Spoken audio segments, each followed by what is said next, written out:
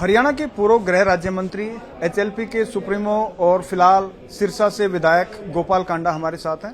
आज उन्होंने अपने चुनाव प्रचार की शुरुआत भी की है, रोड शो निकाला है। गोपाल कांडा जी हमारे साथ हैं। गोपाल जी, ये चुनाव की शुरुआत थी या शक्ति प्रदर्शन?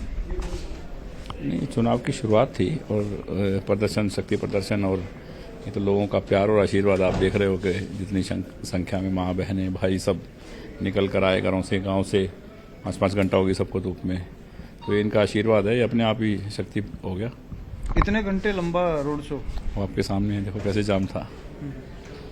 अच्छा, एक सवाल मैं आपने जानना चाहूंगा कि आपका गठबंधन है बीजेपी के साथ, टिकटों का कुछ फाइनल हुआ है? क्योंकि अभी तो नॉमिनेशन की भी तैयारियां शुरू हो चुकी हैं, 5 तारीख से नॉमिनेशन भी शुरू होने जा रहे हैं। हमारा हरियाणा लोकहित पार्टी एनडीए में है, हमने अपनी बात रखी हुई है, हमें तो इलेक्शन लड़ना ही है। हमने अपना शंखनाद कर दिया आज, क्योंकि आज हमारे सिरसा का स्थापना दिवस भी है।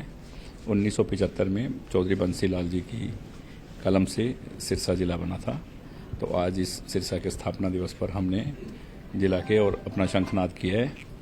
और रही बात उनके डिसीजन की, तो वो सुबह शाम में बता देंगे हमें क्या फाइनल कर रहे हैं। तो कितनी सीटों की डिमांड की आपकी पार्टी की तरफ? कहा था 3-4 सीटें हमें सिरसा की और 1-2 सीटें हमने बाहर की बताई थी।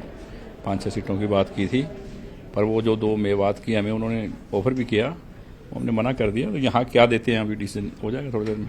अच्छा, रानिया को लेके तो आप लोग अड़े हुए हैं कि रानिया हम लड़ेंगे? नहीं, ऐसा अड़ने वाली बात हमारी कहीं नहीं है। हमारे लिए रानिया, एलनाबाद, फतेहाबाद, सिरसा सब बराबर है। सब जनता का प्यार है लोगों का, हमें जहाँ से मिलेगी सीट विन है।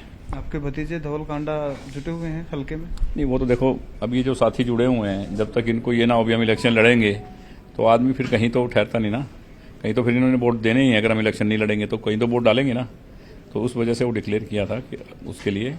पर बाकी अभी जो डिसीजन लेगी गठबंधन में, एनडीए में, उसके बाद हम डिसीजन लेंगे कि हमें क्या करना है। आपकी लाइफ काफ़ी लक्की है, आप कभी बिजनेस शुरू करते हैं, राजनीति में शुरू करते हैं और अच्छे मुकाम पर पहुंच जाते हैं।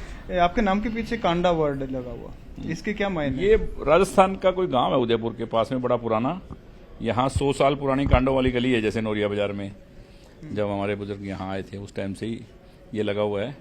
मेरे को तो कांडा नाम से कोई, मेरी ख्याल गुड़गांव दिल्ली में जानता ही नहीं था, सब गोयल के नाम से जानते थे, गोपाल गोयल।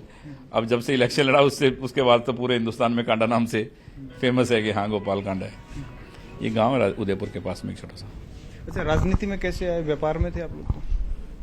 तो राजनीति में लाने वाले ये लोग हैं जिन्होंने इंडिपेंडेंट आज़ाद कैंडिडेट को, और 2009 में यहाँ सिरसा जैसी इनेलो की, इंडियन नेशनल लोकदल की या और कांग्रेस की सीट थी, ये तो स्वर्गीय लक्ष्मण दास जी अरोड़ा यहाँ उस टाइम कैबिनेट मंत्री थे जब मैंने शुरुआत की। मेरा पहला इलेक्शन कांग्रेस के सामने ही हुआ एक्चुअल में, तो उनके सामने सिरसा में।